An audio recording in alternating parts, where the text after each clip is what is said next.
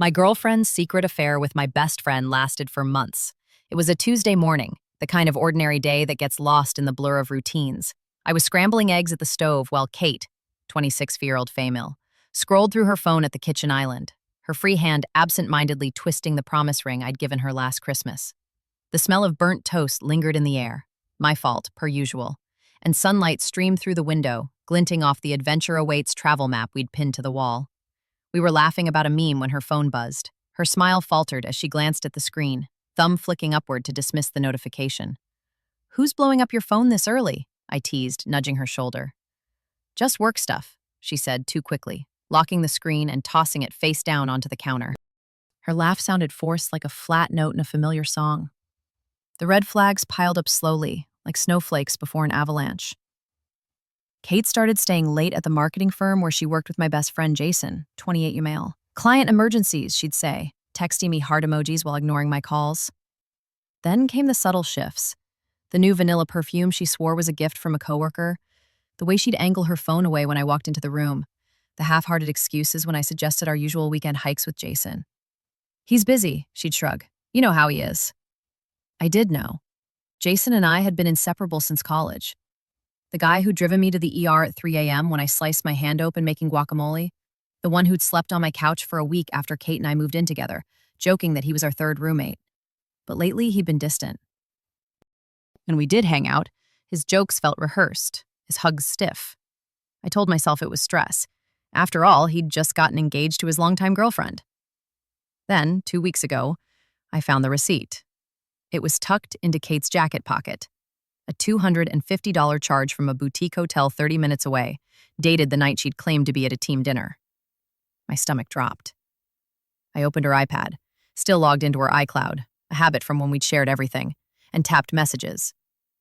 There they were. Pages of texts between her and Jason, time-stamped over months.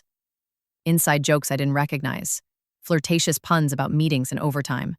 A selfie of them grinning in a hotel bed, her head on his chest. I remember the way the room tilted, my knees hitting the carpet as I gripped the edge of the couch. My throat burned like I'd swallowed glass. When Kate came home, I was still on the floor, the iPad glowing beside me. She froze in the doorway, grocery bag slipping from her hands. "It's not what you think," she whispered. "You're right," I said, my voice trembling. "I thought you loved me." She crumpled, confessing through tears. They'd gotten too close during late nights at the office. It was just emotional at first, then spiraled. Jason had called off his engagement. They'd planned to tell me when the timing was right. The timing? I spat. Was there a calendar alert? Break OP's heart on Tuesday? She reached for me, but I flinched. Her hands, the same ones that had held mine through panic attacks, that had traced plans for our future on my skin, felt like strangers. That was 3 days ago. Jason's fiancée called me last night, her voice cracking as she asked if I'd known. I lied and said no.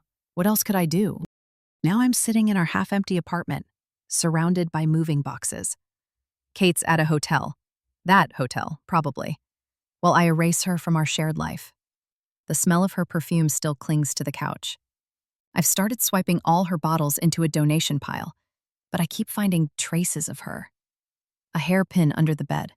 A sticky note with her handwriting, "Don't forget coffee," stuck to the fridge. And Jason? He texted once, "I'm so sorry.